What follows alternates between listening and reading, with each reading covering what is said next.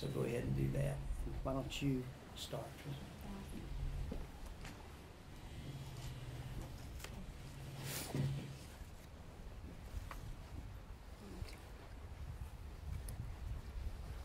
Kyle, I knew I loved you when I got on that plane to come see you in Maine at that Thanksgiving, that first year.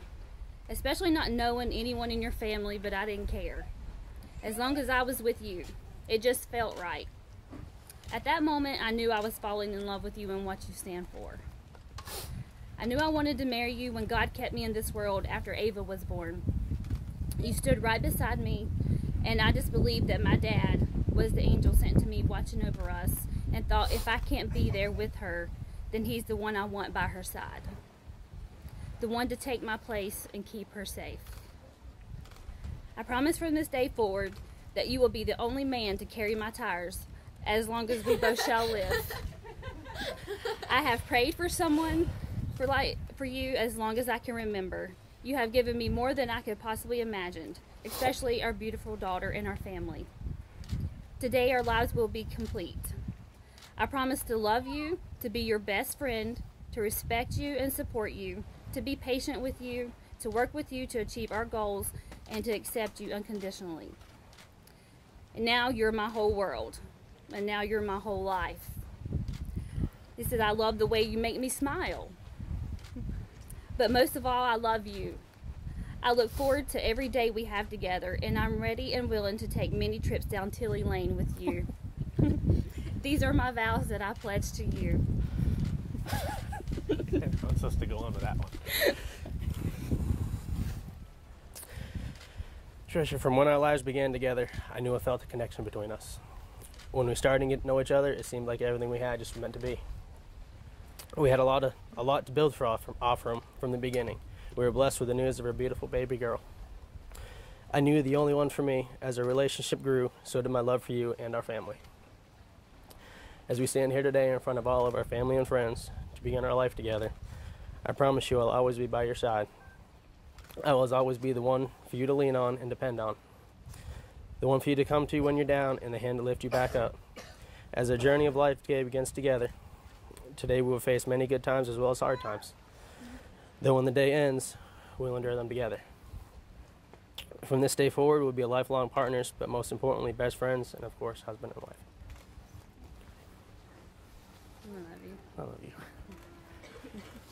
Okay, that takes care of the promise part of the covenant, your vows to one another. And then sometimes people exchange rings. That's the rings. Get the ring.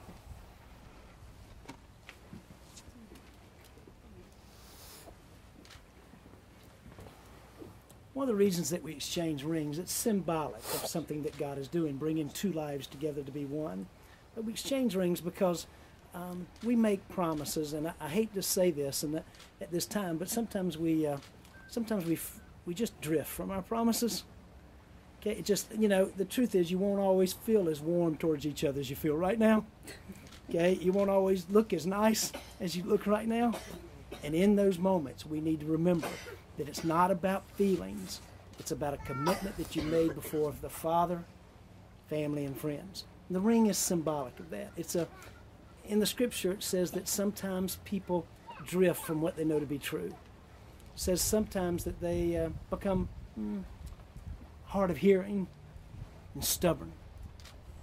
And sometimes it says that they just don't pay close enough attention.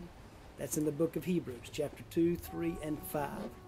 A ring is symbolic there to say on those days, you look down and you go, God did something supernatural here. In the Old Testament, they would stain a rock or change the name of a location when God did a miracle. They'd pour oil on the rock, and they'd pour it on the side of the hillside until the oil had all seeped down inside of the rock and left a stain. And when people walked by, they'd say, what happened here? And they would explain. That's what the ring is. What happened here today? You look at the ring. Okay, so Kyle, I want you to place this finger. I want you to say this. I give you this ring. I give you this ring. Wear it with joy. Wear it with joy. I choose you to be my wife this day. I choose you to be my wife on this day. Tricia. I give you this ring I give you this ring as a symbol of my love and faithfulness. as a symbol of my love and faithfulness. I choose you to be my husband this day. I choose you to be my husband this day. You know, there are a lot of things that we use today to sort of define love, but there's not a better description of love anywhere in songs, poems, or even in the relationships of history. There's not a better definition of love than is found in 1 Corinthians 13. So let's listen to the words of that.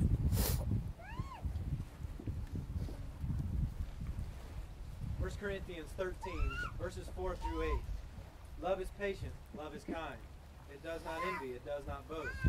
It is not proud, it is not rude. It is not self-seeking. It is not easily angered. It keeps no record of wrongs. Love does not delight in evil, but rejoices within the truth. It always protects, always hopes, always perseveres. Love never fails.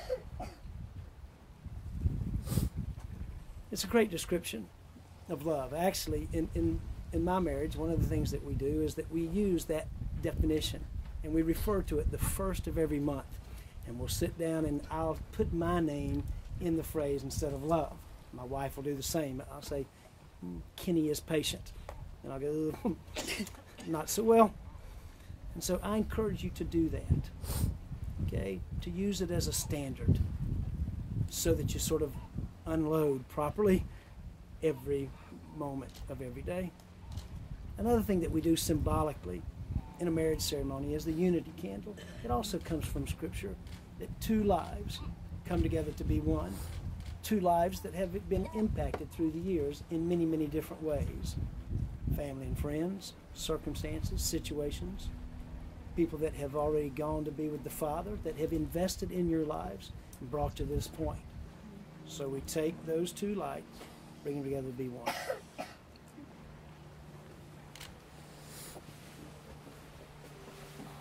Let me get these candles out of here. Lift the whole thing up. You want to lift the whole thing up? Might as well.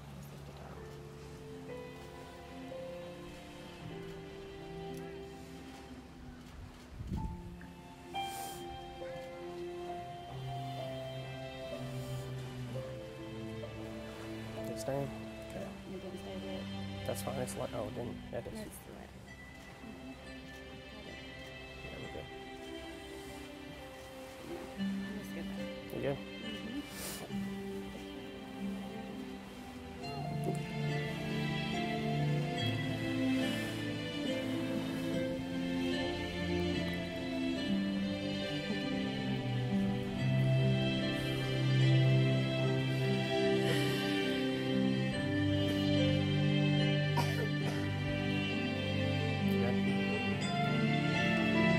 Figured it would be. Yeah, whatever.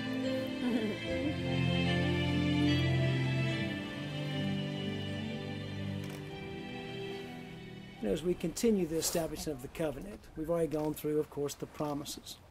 And we're moving towards the identity. Okay, we've had a chance to think about the standard, the blueprint in Genesis and Corinthians, asking for God's blessings. And so as a pastor and as a friend, we want to stop for a moment and think about blessing.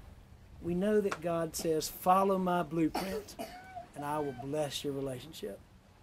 I'll bless it with a sense of my presence. I'll bless it with a sense of my power, my purpose. But mostly what he says to us is, I will be partners with you in life, just as you desire to be partners with each other.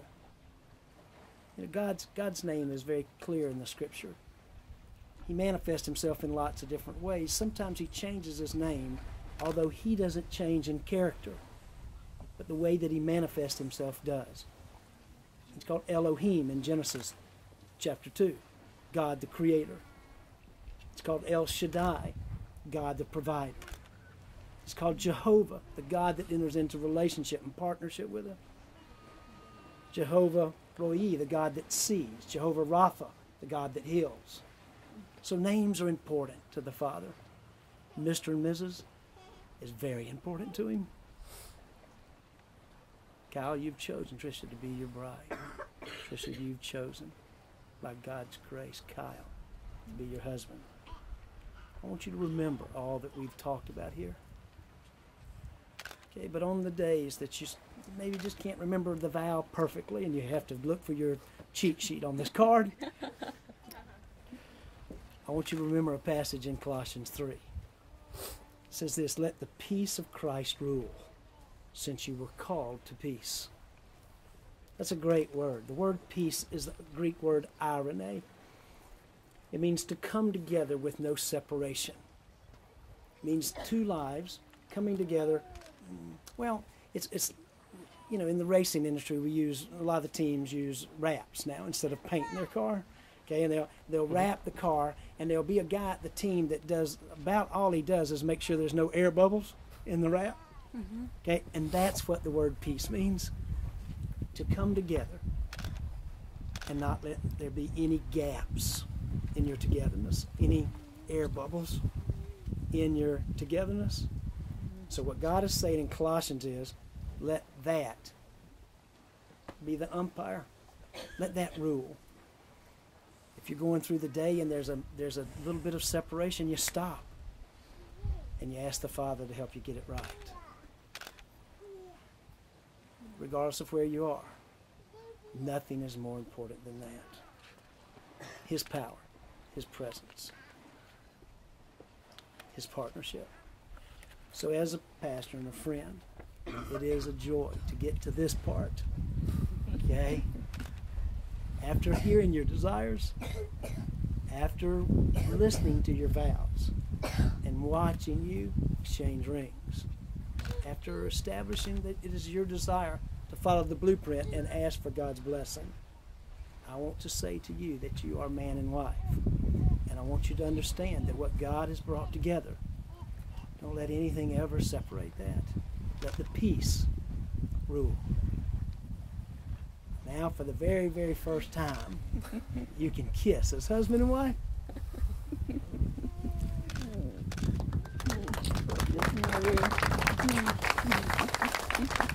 Ready?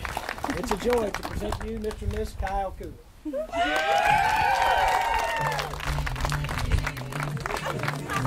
I'll stop.